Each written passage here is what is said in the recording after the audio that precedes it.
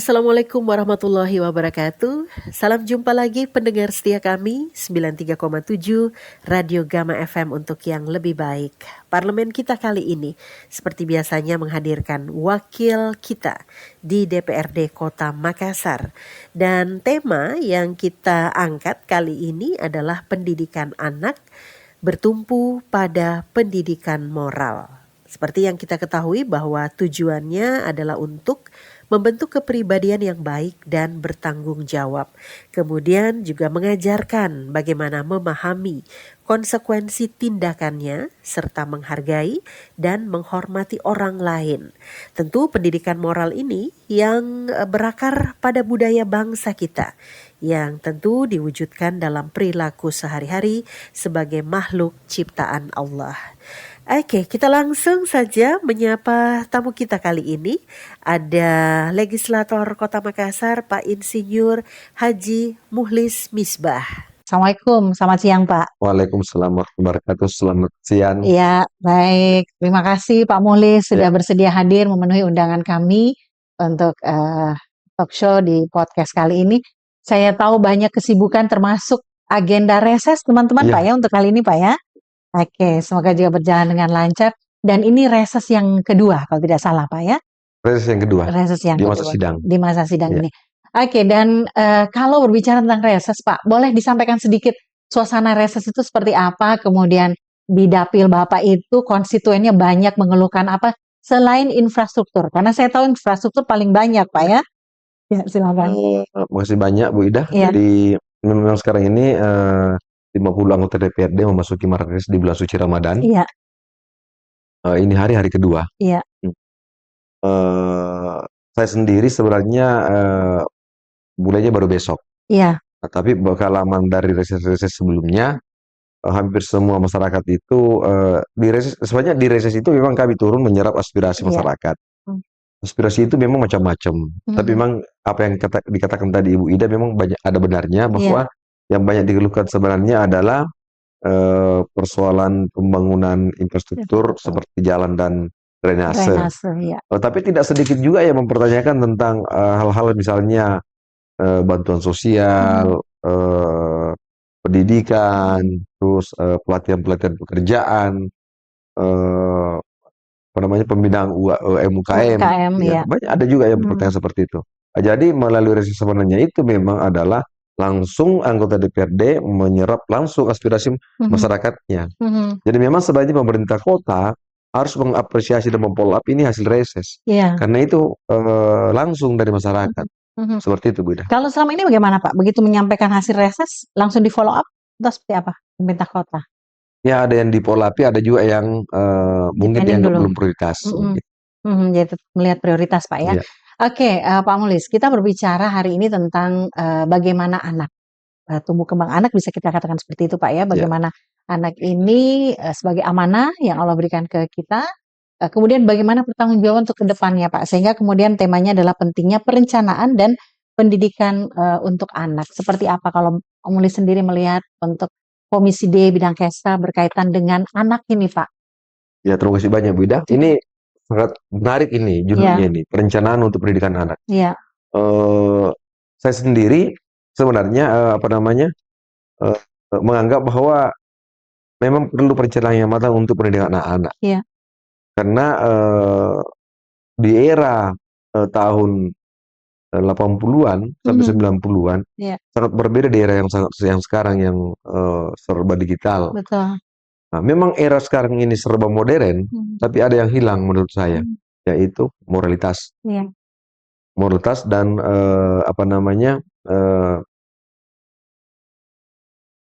attitude-nya anak-anak ini banyak yang hilang. Seperti penghargaan terhadap gurunya, penghargaan terhadap orang tuanya, penghargaan sama orang lain. Ini yang banyak hilang. Oleh karena itu, harapan saya melalui kesempatan ini, pemerintah Kota Makassar khususnya, soalnya bukan pemerintah Kota Makassar, Kementerian Pendidikan harus merancang khusus mengembalikan pendidikan moral terhadap anak-anak ini. Mengingat pengaruh sekarang ini digitalisasi sangat luar biasa. Jadi kalau bukan moralitas yang kita tanamkan dari awal, direncanakan dari awal, saya rasa sangat tidak tahu 30 tahun ke depan seperti apa. Nah, seperti misalnya kami dulu di sekolah dasar ada namanya PMP, Ya, Pendidikan Moral moral Pancasila. Pancasila. Ya. Terus mulai diubah, akhirnya menjauh dari kitanya, menjauh dari pendidikannya itu. Oleh karena itu, kalau sekiranya kementerian karena secara global pemerintah kota belum bisa menunggu kebijakan dari situ, saya minta dari Komisi D ke pemerintah kota melalui Dinas Pendidikan Iya. untuk merancang khusus pendidikannya ini kan bisa. Iya. Bisa. Kalau perlu kami bikin gambar dan tentang pendidikan moral itu. Karena yang bisa menyelamatkan generasi kita ke depan adalah moralitas. Moralitas yang bisa menyelamatkan. Tanpa moral itu seks bebas sudah bisa di mana-mana. Kalau bisa anak-anak melakukan hubungan intim di bawah umur. Ada anak-anak sekarang ini melakukan hubungan antara laki-laki dan laki-laki, perempuan, nauzubillah. Ini yang terjadi. Makanya melalui kesempatan ini saya minta kepada pemerintah Kota Makassar melalui Dinas Pendidikan untuk betul-betul merencanakan pendidikan anak ke depan. Sekarang sebenarnya kita di pemerintah Kota Makassar sudah lengkap faktor-faktor pendukungnya. Misalnya contoh, Perda nomor 2 kalau tidak salah 2012 itu ada baca tulis Al-Quran. Kalau tidak salah ya, tapi ada Perda baca tulis Al-Quran. Itu Perda itu kan sebenarnya memberikan pendidikan moral terhadap anak-anak. Tapi lagi-lagi ini Perda tidak mendapatkan pengawalan dari stakeholder yaitu Satpol PP. Padahal ini Perda sudah sangat baik mengaturnya bahwa anak-anak yang tidak bisa baca tulis Al-Quran nggak bisa masuk pendidikan sekolah dasar dulu dengan sekolah SMP. Iya. Tapi ya itu lagi-lagi penerapannya yang belum maksimal. Padahal kalau melihat bahwa kondisi di Makassar juga sudah cukup memprihatinkan, Pak ya? Di Makassar sebenarnya menurut saya sudah mengarah ke situ. Jadi kalau kita tidak antisipasi, makanya orang tua tidak boleh lengah. Iya, orang tua tidak boleh lengah. Sekarang faktor globalisasi sangat luar biasa masuk ke dalam rumah-rumah kita, sampai masuk dalam pikiran anak-anak kita. Jadi satu-satunya jalan yang bisa membenci itu agama. Iya. Pada kesempatan ini saya bisa katakan agama itu anak-anak bisa sukses tanpa agama. Anak-anak bisa berhasil tanpa agama, tapi yakin dan percaya anak-anak nggak bisa tenang, manusia nggak bisa tenang tanpa agama. Oleh karena itu secara naluri hakiki manusia itu butuh agama. Lalu Pak, kalau misalnya sudah ada inisiasi untuk kemudian membuat perda seperti itu, bagaimana kemudian anak-anak ini bisa terjaga di khususnya untuk di Kota Makassar? Seperti apa upaya yang sudah dilakukan, Pak? Apakah sudah mulai kemudian menyampaikan mungkin usulan atau seperti apa untuk progresnya? Saya hampir di setiap Monep saya sampaikan itu bahwa pendidikan moralitas harus dikembalikan kepada persiapan anak-anak sekolah supaya itu tadi. Karena cuma moral yang bisa membentengi pergaulan bebas terhadap anak-anak kita. Moralitas. Iya, dan itu memang kita harus mengatakan bahwa sebenarnya yang paling utama adalah berangkat dari rumah, Pak ya. Berangkat dari rumah tangga, ibu, ayah dalam hal ini dan keluarga seperti itu. Tapi sekarang ini kan anak-anak sudah jarang di rumah, banyak beraktivitas di luar. Jadi tetap faktor pendukungnya keluarga. Tapi ya saya bilang begini, bagus kalau misalnya memang semua sekolah radarannya bahu-membahu untuk itu. Untuk itu membangun moralitas anak-anak, termasuk di sekolah. Ini yang paling penting menurut saya sekolah.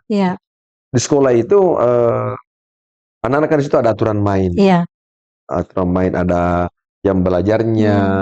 Oleh karena itu pada kesempatan ini saya minta kepada pemerintah kota untuk merencanakan mengevaluasi pendidikan anak, khususnya pendidikan moral. Apakah ini, maksud saya kenapa sih tidak ada masalah kita kembalikan yang era tahun 80-an 70-an untuk moralitas itu, pendidikan moral Pancasila. PMP itu Pak ya. PMP itu. Tapi kita mengapresiasi nih Pak Mulis, karena kegiatan anak-anak kita ini peserta didik di bulan Ramadan ini kan seperti pesantren kilat Pak ya. Artinya semua, bukan hanya Muslim, tapi semua agama memanfaatkan momen untuk bulan puasa ini dengan lebih banyak lagi diberikan pelajaran seputar agama begitu Pak. Nah, kalau melihat Pak dengan kondisi yang ada saat sekarang ini, kan banyak juga kegiatan-kegiatan yang kemudian diberikan, yang kemudian mengatasnamakan bahwa ini memberikan kreativitas kepada anak. Artinya waktu-waktu luang ini yang biasanya dipakai untuk hal-hal yang tidak bermanfaat, ini kemudian bisa tercover sedikit demi sedikit. Bagaimana kalau Pak Dewan melihat hal ini, Pak? Ya, jadi bagian memberikan pelatihan kreativitas kepada anak itu memang sangat bagus. Iya, Tapi kreativitas pun kalau tidak dibeli dengan moral, iya, betul. ujung-ujungnya juga akan hancur. Iya, Jadi ya tapi memang harus sinergi, pendidikan moralnya, pendidikan iya, kreativitasnya harus diselaraskan supaya anak-anak bisa selamat. Nah, sedikit Bu Ida, iya, meskipun mungkin tidak ada hubungannya, tapi sedikit saya sampaikan Ki bahwa eh, program pemerintah pusat tentang makan gratis itu sudah sangat baik. iya, Tapi kalau menurut saya sedikit saya kritisi, iya, eh, tidak maksimal. mhm, Kenapa tidak maksimal? Pemberian makanan gratis selama ini yang mungkin karena memang belum sempurna, masih disasar pada sekolah-sekolah tertentu. mmm, Padahal bahkan setelah saya lihat sendiri, mhm, ada sekolah yang dibawakan makanan gratis, anak-anak tidak makan. iya, iya, Kenapa? Karena makanannya masih lebih enak di rumahnya daripada mhm, yang mhm, artinya ada orang yang tidak pantas diberikan makanan gratis, yaitu iya, orang mampu. mhm, Harusnya lebih fokus kepada orang-orang yang tidak mampu. iya, Itu yang pertama. Yang kedua adalah, ini kan menggunakan anggaran yang sangat besar. iya, Sementara yang disasar ini sekolah-sekolah. iya, Bagaimana dengan anak yang tidak sekolah? iya, Dia betul, tidak berhak mendapatkan itu. mhm, Yang ketiga, kalau menurut saya, seperti Ustaz Somad mengatakan, saya kasih pindah di bahasanya Ustaz Somad, iya, bahwa negara itu bukan tugasnya memberi makan kepada anak-anak. mhm, Tapi negara itu memberikan, bertugas adalah eh, menghilangkan pengangguran, kasih kerja ini orang tuanya anak-anak. iya, Biar orang tuanya dikasih makan gizi kepada anak-anaknya. Daripada kasih makan gizi anak-anak eh, yang menggunakan anggaran APBN yang sangat besar, mhm, sampai potong kiri, potong, dan hasilnya tidak maksimal. Tapi saya sangat salut, kami hargai keinginan presiden untuk mencerdaskan kehidupan bangsa. mhm, Kami sehargai itu. Cuman mungkin metodenya aja yang kurang benar. mhm, mhm, Iya, kalau saya sebagai apa namanya anggota DPD Kota Makassar melihat di situ, mhm, saya sangat hargai, saya sangat pahami, saya sangat eh, bersyukur punya presiden seperti Prabowo iya, yang mau memikirkan kecerdasan anak-anak melalui gizi. iya, Tapi setelah berjalan, saya lihat faktanya di lapangan karena kami anggota DPRD apa namanya pengawasan itu selalu melekat. Saya turun ke lapangan, saya bilang, nampaknya Pak Presiden ini tidak cocok. iya, Tidak cocok. Harus mhm, dirubah polanya seperti apa. Yang penting keinginan Presiden untuk mencerdaskan bangsa melalui makanan bergizi untuk anak sangat diacungkan jempol. mhm, Nah, cuman metode yang metodenya dipakai yang selama ini salah, masih masih mhm, masih bagus. Contoh lagi ya sedikit iya, mungkin kalau itu memang mau diterapkan, ya ngapain mau pakai vendor? iya, Langsung aja anggarannya ke sekolah melalui Dana Bos. iya, Lalu karena kenapa? Kalau melalui vendor-vendor, saya agak ragu tidak ada kebocoran-kebocoran di mana-mana. iya, Nih, akhirnya yang makanan bergizinya 15.000 tadi, akhirnya mau sampai dana yang harga 7.000 mahal. Akhirnya tidak maksimal lagi. betul, Tapi apapun alasannya kami hargai ide daripada Presiden Prabowo yang mengatakan bahwa akan mencerdaskan anak bangsa melalui pemberian gizi. iya sih. Dan mungkin kita dalam hal ini mendukung Pak ya, sambil Mendukung, mencoba untuk bisa ya, menutupi yang salah, ya, mungkin kita coba untuk bisa mencari penyempurnaan. menyempurnakan. Makanya Iya, saya bilang tadi, mungkin solusinya bisa melalui dana bos atau iya, artinya perlu badan gizi untuk mengkaji itu. mengkaji. Oke. Iya. Ada juga yang mengatakan akan lebih bagus kalau kemudian pendidikan gratis, Pak. Karena pendidikan gratis itu kan bisa jadi juga pendidikan moral itu ditambah di situ. Ya. Berkaitan dengan ini. Sebenarnya bagus juga Bu Ida. Cuman Pak Prabowo ini mengatakan meskipun kita hamparkan ke karpet merah untuk pendidikan gratis, kalau tidak ada isi otak, Hmm, ya itu harusnya otaknya nggak bergizi waktu kecil, iya, orang bilang buntu. iya, Nah, jadi memang harus sinergi lah. iya, Ya, makanan bergizi saya acungkan jempol, cuman mungkin polanya harus diubah mhm, supaya tidak banyak kebocoran di sana mhm, sini. mhm. Ya. Kalau melihat pembicaraan kita ini Pak, artinya untuk mata pelajaran yang ada saat sekarang ini ada yang salah Pak ya? Tidak ada lagi mengikut sertakan di situ pelajaran moral. Sebenarnya saya saya malah apa namanya berpikir seperti ini bahwa jangan-jangan ada pihak-pihak tertentu akan menghilangkan moral di Indonesia ini sampai pendidikan dirubah itu. Maksud saya pendidikan moral kemarin itu sudah bagus. Betul. Karena mesti diubah. Satu saya sampaikan ke semua yang ada di sini yang pendengar semua bahwa biar cerdas bagaimana anak kalau tidak bermoral tidak ada gunanya. Iya. Satu saja kunci keselamatan di undangan itu karena moralitas. Kalau dia bermoral pasti agamanya bagus. Ya kalau anak-anak tinggi pendidikannya, kalau dia tidak bermoral, dia patuh-patuh sama gurunya, patuh-patuh sama orang tuanya, patuh-patuh sama orang lain, ngapain?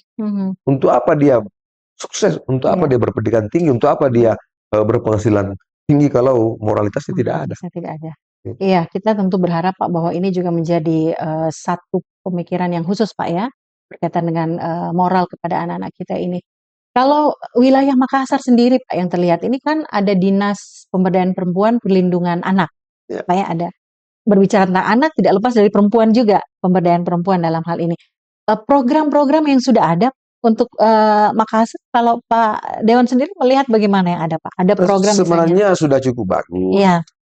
Cuman kalau saya melihat di pemberdayaan perempuan itu adalah menangani yang sudah rusak. Tidak mengantisipasi. Tidak, maksudnya ada mungkin antisipasinya tapi tidak lebih condong ke situ. Iya. Sebenarnya yang paling bagus adalah dinas pendidikan. Iya. Seperti judul kita hari ini, menyiapkan perencanaan pendidikan untuk anak-anak ke depan. Jadi betul-betul dinas pendidikan merancang mata pelajaran. Kalau perlu kembalikan pendidikan moral Pancasila, ditambah jamnya itu keagamaan. Karena yakin Pak dan percaya anak-anak sukses apapun kalau dia ada sholat tidak berguna menurut saya. Sukses apapun anak kalau tidak bermoral, akhirnya kenapa? Nanti ilmu pengetahuannya digunakan untuk mengsolimi orang lain, mengkasih bodoh-bodoh orang lain. Karena moralitas sudah hilang. Iya. Makanya sementara kita yang umat Islam ini sangat yakin bahwa ada kehidupan setelah dunia, itu kehidupan akhirat. Bukan begitu mati ya mati saja. Iya. Ada pertanggungjawaban Pak ya. Jadi memang harus kembalikan pendidikan moral dan agama yang porsinya lebih banyak, porsinya lebih baik terhadap persiapan anak-anak untuk di FAUD, TK dan SD dan SMP. Iya. Kalau SMA sudah tidak terlalu, menurut saya bukan tidak penting, tapi sudah tidak terlalu berpengaruh nih. Iya. Ya, karena memang dasar saja ini. Di dasar ini. Betul. Ya, di dasar ini. Sambil menantikan Pak untuk kemudian bagaimana dirancang pelajaran-pelajaran moral ini lagi atau kembalikan seperti PMP misalnya. Apa yang harus dilakukan Pak? Kita sebagai orang tua, tokoh-tokoh masyarakat mungkin Pak, untuk hal ini dalam waktu dekat ini sambil menantikan kemudian ya bisa saja ini kan masih lama Pak untuk perencanaan adanya mata pelajaran misalnya seperti yang disampaikan tadi Pak Aji Mulis. Ya, satu-satunya jalan itu sebenarnya adalah memperbanyak mengingatkan anak-anak untuk melaksanakan sholat 5 waktu. Iya. Saya sendiri Bu di rumah, anak-anak pulang ke rumah, bukan saya tanya bagaimana pelajaranmu, bagaimana makanmu, bagaimana. Yang saya pertanyakan dulu, sudah sholat belum? Iya. Karena prinsipnya begini, yang kita berusaha yang sholat aja belum tentu baik. Iya. Bagaimana yang tidak? Yang sholat aja yang belum tentu baik. Bagaimana yang tidak? Oleh karena itu,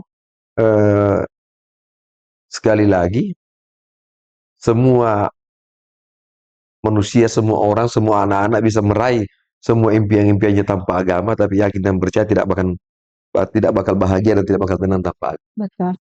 Saya bisa membayangkan kondisi saat ini Pak ya, kesibukan ayah, ibu, sampai kemudian ada yang mengatakan bahwa kuantitasnya itu tidak perlu temuan itu, kualitas yang perlu. Tapi kan kalau kemudian terlihat, bagaimana mau kualitasnya ada, kualitas bagus, kalau kemudian temuan sedikit. Jadi Bu Ida begini, ada sedikit saya mau flashback ke belakang. Iya.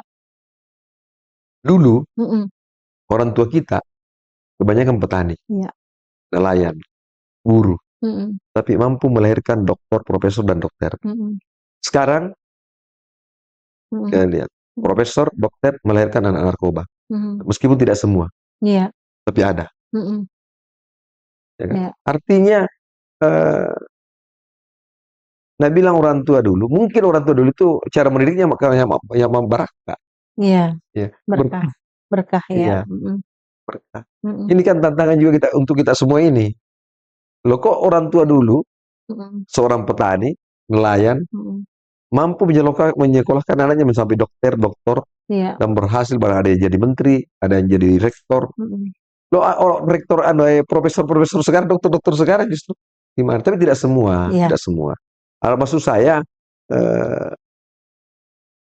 kita tidak masalah belajar ke orang-orang tua dulu. Itu apa yang dilakukan orang-orang tua dulu? Ya itu tadi Iya. keberkahan itu. Iya. Ada juga yang mengatakan Pak bahwa mendidik anak itu kan sejak dalam kandungan. Jadi Iya. bukan nanti setelah lahir Pak ya, tapi sudah ketika dalam kandungan itu seperti apa kalau menjabarkan ini Pak? Ya seperti itulah, artinya begini. Maksud daripada mendidik dalam anak kandungan sebenarnya adalah filosofinya, yang salah satunya adalah ibunya yang hamil itu makan yang halal-halal saja, tidak makan yang haram. Karena kalau Anda makankan yang halal, dari situ sudah dididik sebenarnya.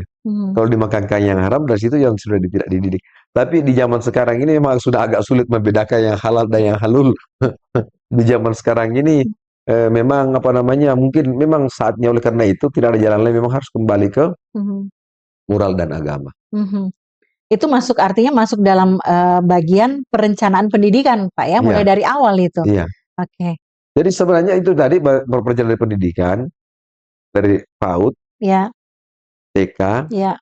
SD, SMP, itu diberikan porsi terbesar itu kepada pendidikan moral dan agama. Karena yang lain itu bisa jadi pelajari. Apa sih tidak bisa dipelajari sampai sekarang? Semua bisa dipelajari. Komputer, bahasa Inggris. Tapi memang tantangannya memang besar. Contoh tantangannya sangat besar di tingkat sekolah SD. Iya. Orang tua begitu dimintai iuran PPA, pada mengeluh. Ya. Begitu les bahasa Inggris, les matematika, nggak mikir. Padahal pendidikan agama Al-Quran tadi ini bisa memberikan keselamatan buat anak-anaknya dunia dan akhirat. Sementara yang lain belum tentu. Tapi ya fakta. Iya. Kalau kita tagih, padahal 2.000, 5.000 rupiah satu bulan, 10.000 satu bulan. Anda bilang pindah mau mengaji, tidak bagus itu tempatmu mengaji, dibayar ki. Iya. Padahal kita tidak sadar. Oleh karena itu, separuh waktu sekarang ini saya ngurus TPA, ngurus masjid, karena itu tadi. Karena dari situ saya bisa berbuat, bahkan di masjid saya itu ada 4 guru mengaji, semua gajinya cukup bagus. Iya. Saya ambilkan dari donatur dan saya ambilkan uang dari masjid. Iya. Dari celengan-celengan masjid saya kumpulkan untuk gaji mereka. Karena guru mengaji juga manusia yang butuh perhatian, yang butuh makan. Jadi harus dikasih porsi besar. Makanya Bu, jujur sekarang ini saya sebagai anggota DPRD, saya banyak waktu untuk mengurus TPA dan anak-anak mengaji. Ya. Oke. Melihat kondisi saat sekarang ini Pak, dengan keberadaan sekolah negeri, boleh kita katakan demikian, kemudian ada sekolah yang khusus mata pelajaran agamanya besar begitu. Ini seperti apa kalau melihat perbandingannya nih, Pak Dewan, melihat apakah sebaiknya, karena perencanaan pendidikan, apakah sebaiknya memilih sekolah yang memang pendidikan agamanya lebih besar dibandingkan sekolah negeri? Ya, oke Bu Ida. Ya. Jadi sebenarnya begini, kami sebagai orang tua memang lebih condong memasukkan anak-anak ke sekolah Islam, seperti misalnya Al-Biruni dan ini Al-Azhar. Tapi ingat, pembayarannya sangat mahal. Oleh karena itu, kami dorong sekolah negeri untuk ATM. Amati, tiru, modifikasi sekolah-sekolah agama. Masukkan ke dalam programnya sekolah negeri. Supaya keagamaan itu ditingkatkan, orang yang tidak mampu bisa merasakan juga seperti orang-orang yang sekolah di sekolah swasta yang seperti Al-Azhar dan Al-Birun dan lain-lain. Begitu Bu, maksud saya. Kenapa kita tidak modif ATM, amati, tiru, modifikasi, masukkan program itu, masukkan cara-cara itu ke dalam sekolah negeri misalnya. Tapi jujur, sudah banyak kuliah sekolah negeri yang sudah mulai perhatian seperti ke situ. Sudah banyak kuliah seperti misalnya apa namanya, SMP 48 itu sudah bikin musola. Di situ anak-anak sudah ada kurikulumnya untuk mengaji. Iya. Sudah mulai bagus. Iya. Contoh misalnya Bu, ini kenapa sekolah negeri misalnya tidak, misalnya sekolah negeri yang ada musolanya maksud saya Iya. kan, seperti misalnya di sekolah-sekolah Islam yang lainnya. Begitu jam sholat, dihentikan semua pelajaran untuk masuk ke masjid. Iya. Maksudnya seperti itu. Supaya ini sudah terbiasa. Iya, mulai dari yang kecil itu Pak ya, Iya. ketika waktu sholat, Iya. 4 waktu. Yang jadi problem kalau gurunya sendiri tidak sholat. Iya. Tapi saya maksudnya kalau ini sudah tidak seperti itu, sudah Iya, ampun. betul. Oleh karena itu mudah-mudahan juga Pak Wali Kota dan Ibu Wali Kota mendengar ini, angkatlah kepala sekolah itu yang bagus anunya, yang kalau perlu maksudnya bagus anunya, attitude-nya bagus anunya. Kalau misalnya yang tidak pernah dilihat di masjid, untuk apa jadikan kepala sekolah? Nah, yang kedua, mengingat ini sudah banyak ini isu, Iya. meskipun belum bisa dibuktikan karena saya di Komisi D memantau itu. Iya. Ini banyak oknum-oknum tertentu kasih bayar kepala sekolah untuk jadi kepala sekolah, akhirnya mendapatkan nanti kepala sekolah yang tidak bermoral karena dia bayar. Begitu masuk dia curi uang bos, dana bos. Karena waktu masuk membayar, tapi ini oknum. Tapi kemarin kita sama-sama mencari tahu tentang itu. Ini semua berkaitan Bu Ida dengan pendidikan kita, sangat berkaitan. Untuk apa perencanaan yang baik kalau perekrutan kepala sekolahnya tidak benar? Ya kan? Jadi semua kait Bu Ida, perencanaan. Biar perencanaannya kita bagus, programnya kita bagus. Kalau perekrutan guru-guru dan kepala sekolah ini tidak benar, kita juga bermasalah. Iya. Iya, kita berharap itu bisa ditangani Pak. Bisa ditangani, tapi ini baru isu. Kami sama-sama menjejaki, tapi mudah-mudahan itu tidak terjadi, supaya kita betul-betul mendapatkan tenaga-tenaga pendidik yang bermoral juga.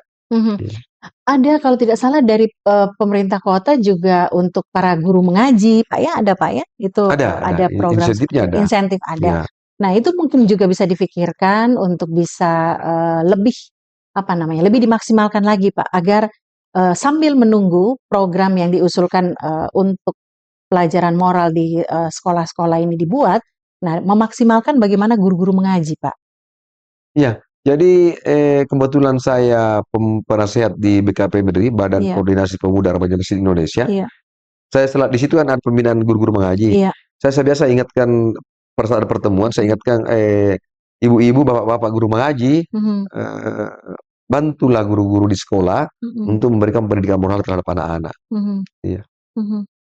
Seperti itu anunya. Oke, jadi mereka kemudian bisa lebih banyak lagi memberikan ilmunya dan memberikan pengawasan Pak ya kepada anak-anak kita ini. Teman-teman di DPR kan sebagai mitra pemerintah juga pengawasan dalam hal ini Pak. Untuk pengawasan di sekolah-sekolah seperti apa untuk hal-hal yang berkaitan dengan moral?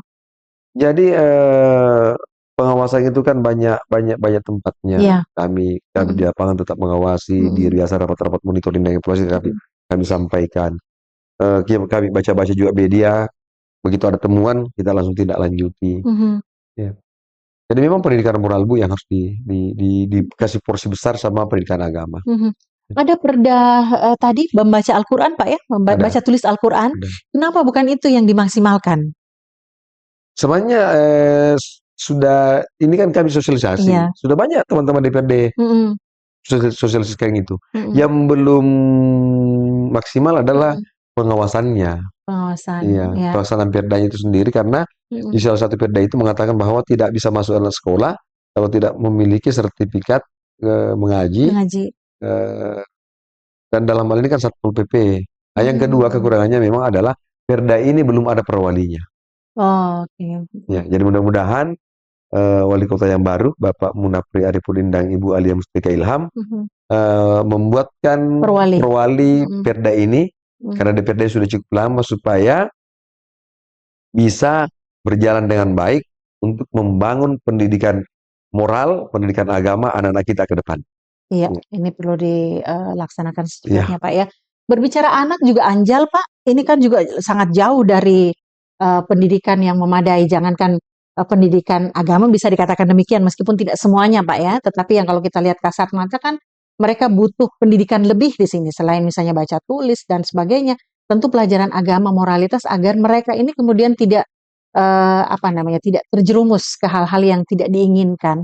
Ini sampai sejauh mana teman-teman Komisi D Pak juga melihat hal ini karena berkaitan dengan persoalan sosial ini, sosial kemasyarakatan. Ya, jadi anak jalanan ini juga Bu sudah ada perdanya juga. Iya. Sudah juga perdanya, cuma belum ada perwalinya. Sudah ada perdanya juga anak jalanan. Nah, kalau saya lihat memang ini anak jalanan ini memang identik dengan kemiskinan. Iya. Identik dengan kemiskinan. Mereka turun ke jalan karena butuh makan. Yang saya belum bisa terima sampai hari ini adalah ada orang yang akomodir. Iya. Ada orang yang akomodir. Yang notabene orang akomodir ini pakai handphone, pakai mobil, pakai motor yang bagus. Mengeksploitasi ini anak-anak. Ya toh, mengatur anak-anak sampai ada yang ditempatkan di sini, ditempatkan di jalan ini. Ini yang harus dihentikan sama pemerintah kota. Iya. Bukan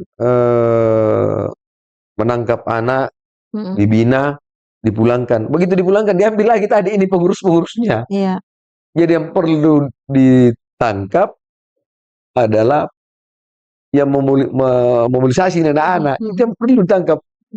Bukan anak-anaknya. Iya. Aktornya. Yang mempekerjakan anak-anak ini, terus ini fakta ini, bagi hasil di lapangan, dan yang membagi hasil ini tadi ya pakai mobil, ya kan, bahkan kehidupannya lebih mewah daripada anak yang dipekerjakan.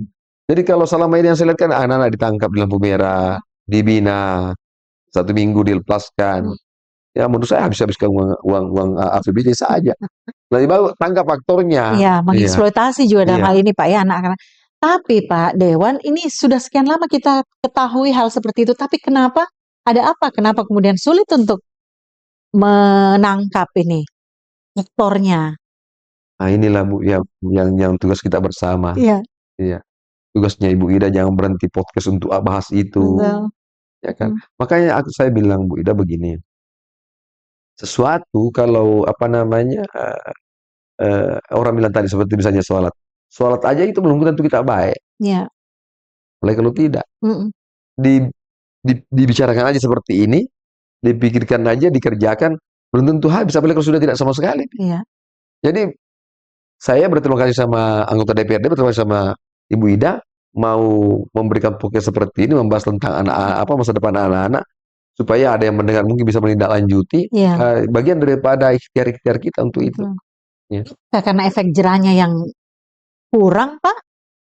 Dan memang faktor yang paling penting ini karena kesejahteraan. Iya. Kalau presiden kita dengan menteri-menterinya mampu mensejahterakan rakyat, saya rasa sudah tidak ada yang pergi minta-minta di jalan. Meskipun ada koordinatornya, ayo ke jalan minta-minta, tidak ada yang mau karena mereka sudah. Karena memang faktor yang tidak sejahtera. Karena kemiskinan di dalam agama Islam sendiri kan mengatakan bahwa kemiskinan itu mendekatkan diri ke kuburan. Iya. Kita kadang-kadang miris Pak, tengah malam anak-anak masih kecil, perempuan, laki-laki sampai kemudian mengemis di tengah malam. Itu kan mengantisipasi hal yang tidak diinginkan dan jangan sampai mereka terbiasa Pak dengan meminta. Itulah sebenarnya tugas negara. Itulah salah satu tugas negara hadir memperhatikan itu, dan orang-orang seperti itu hendak sekolah. Itu jadi dia. Kalau makanan gratis di sekolah pasti anak itu tidak dapat. Ini yang perlu dipikirkan. Jadi kalau Ibu Ida tadi mengatakan bahwa yang dibutuhkan sekarang ini pendidikan gratis, memang sudah benar. Jadi tidak ada lagi alasan untuk tidak sekolah, ya kan? Maksudnya tidak ada lagi alasan untuk tidak sekolah karena kan sekolah-sekolah kan sudah gratis. Iya. Itu yang sudah seringkali juga digaung-gaungkan bahwa tidak ada alasan untuk anak tidak bersekolah Pak di Makassar. Tapi ya pada kenyataannya kalau kita melihat masih banyak anak-anak. Tapi memang kemarin Bu begini, beda kemarin di eranya wali kota sebelumnya Pak Api, Pak Munapri, sekolah gratis, tapi kan baju-baju kan tidak, tasnya kan tidak, sepatunya kan tidak. Jadi kendala juga, mungkin ada sekolah yang mau terima saya tidak bayar, tapi perlengkapan tidak ada. Perlengkapan tidak ada. Ini alhamdulillah termasuk visi misi Bapak Munapri Arifudin bahwa menggratiskan pakaian sekolah untuk anak sekolah. Ya kita kawal, kita doakan supaya pemerintah wali kota kita dan wakil wali kota kita sehat-sehat walafiat dan APBD selalu meningkat untuk membiayai semua ini kegiatan-kegiatan sosial pemerintah kota. Iya, termasuk Pak, saudara-saudara kita yang disabilitas, Iya, anak-anak termasuk. disabilitas juga Iya. itu Pak ya. Seperti apa Pak kalau kemudian teman-teman ini sudah mencoba untuk membicarakan karena juga masuk dalam misi, salah satu misi dari Mulia Pak, Iya. bahwa meningkatkan akses pelayanan dan perlindungan perempuan, anak dan penyandang disabilitas. Bagaimana Pak? Ya, jadi penyandang disabilitas itu harus juga tetap dibukakan pelatihan Iya. dan dibuka lapangan pekerjaan. Iya. Kalau perlu Bapak Muda Pria Putih ada banyak usahanya, Iya. ya kan? Setelah mendapatkan anak disabilitas yang punya mumpuni, punya kemampuan, rekrutlah dia untuk menjadi karyawan dan membuktikan kepada halayak bahwa nih anak-anak tidak mampu kami bekerjakan. Iya. Awalnya dipekerjakan misalnya di Bosowa misalnya. Artinya juga tidak terlepas dari persoalan ketenagakerjaan Pak ya. Iya. Dinas Ketenagakerjaan di sini memberikan pelatihan-pelatihan. Ini kan sudah sering Pak ada. Ya sudah sering. Iya. Tidak pernah berhenti itu kegiatan itu. Tidak pernah berhenti kegiatan itu. Cuman memang itu tadi untuk apa dilatih lama-lama, yang dilatih apa namanya seringkali kalau tidak ada lapangan pekerjaan. Iya. Dalam lapangan pekerjaan. Lapangan Makanya saya sendiri bertanya anak-anak saya meskipun ya kita namanya orang tua menyampaikan jangan mau berharap pekerjaan, ciptakan pekerjaan. Iya. Berkaitan dengan hal ini Pak, ini kan tupoksi teman-teman DPR adalah legislasi, kemudian penganggaran dan pengawasan. Kalau berkaitan dengan regulasinya Pak, legislasi dalam hal ini, apakah perlu kemudian ada lagi aturan yang dibuat, misalnya perda, yang bisa membuat tentu saja hal seperti ini, misalnya persoalan moral ini kemudian bisa teratasi Pak, atau mengantisipasi hal-hal agar moral-moral anak-anak kita ini kemudian ini terjerumus ke hal-hal yang tidak diinginkan. Mungkin iya. Iya. Tapi kalau saya sebenarnya yang paling mendesak harus dibuat pemerintah kota ini adalah memperbaiki kurikulum pendidikannya, bukan memperbaiki, menyempurnakan ya. untuk lebih fokus memberikan apa namanya job yang banyak untuk pendidikan moral dan agama. Saya tidak tahu persis di guru di SD sekarang ini bagaimana bentuk pendidikan moralnya. Kalau kami dulu kan PMP. PMP betul. Ya. Memang pendidikan moral Pancasila. Di situ kami memang diajarkan menghargai orang lain, menghargai orang tua kita. Sekarang ini yang hilang, saya lihat akhir-akhir ini. Makanya itu harus dikembalikan pendidikan moral itu. Kalau persoalan anggaran Pak, misalnya? Sebenarnya anggaran pendidikan di negara kita sendiri, bahkan di pemerintah kota sendiri, anggaran untuk pendidikan sudah melebihi daripada dinas-dinas yang lain. Kalau kita bicara anggaran. Iya. Artinya dinas pendidikan itu anggarannya lebih besar dibanding apa namanya dinas-dinas yang lain. Dan memang Presiden dan Menteri Pendidikan itu memang memberikan anggaran besar ke terhadap pendidikan. Artinya sebenarnya tidak ada alasan untuk tidak membuat yang lebih baik Pak ya, berkaitan dengan ya, tidak ada alasan. Karena semua disiapkan di sarana dan prasarananya. Semoga kita di Makassar ini Pak, dengan masukan-masukan yang disampaikan tadi oleh Pak Mulis, instansi terkait sudah bisa memikirkan apa yang harus dilakukan Pak ya. Oke, ini termasuk juga tentu saja berkaitan dengan pengawasan. Kalau sosper Pak, berkaitan dengan pendidikan. Sosper itu bukan ada apa namanya, ada kan mensesuaikan perda yang sudah ada. Betul. Ya termasuk perda pendidikan ada, pendidikan dasar. Saya malah sering angkat itu, sering sosialisasikan dan perda baca tulis Al-Quran sering saya sosialisasikan. Perda-perda ini saya bawa ke mana-mana ini, sosialisasikan seperti itu. Bahwa di pendidikan itu bahwa tidak ada di situ tidak ada anak tidak sekolah harus sekolah. Iya. Nah, tapi saya bilang tadi kendalanya kemarin dibuka akses untuk sekolah gratis, tapi tidak dibuka akses untuk beli pakaian gratis. Sementara mereka terkendala di beli baju gratis, beli buku. Artinya ya dengan adanya program ini bahwa penyediaan baju gratis, baju seragam gratis, paling tidak ini bisa meringankan Pak ya, meringankan bebannya. Iya, tidak ada alasan untuk anak-anak tidak sekolah. Apa yang mau disampaikan Pak untuk penonton kita ini berkaitan dengan bagaimana perencanaan dalam pendidikan anak ini sekaligus juga untuk para orang tua, bagaimana kemudian dengan bijak ini bisa menentukan arah pendidikan anak ini dan tidak terlalu masing-masing, tapi tetap punya waktu untuk anak-anak. Ya. Jadi terima kasih banyak di bulan suci Ramadan ini, yang hari ke-12 kalau tidak salah ya, Iya, hari ke-11. ke-11.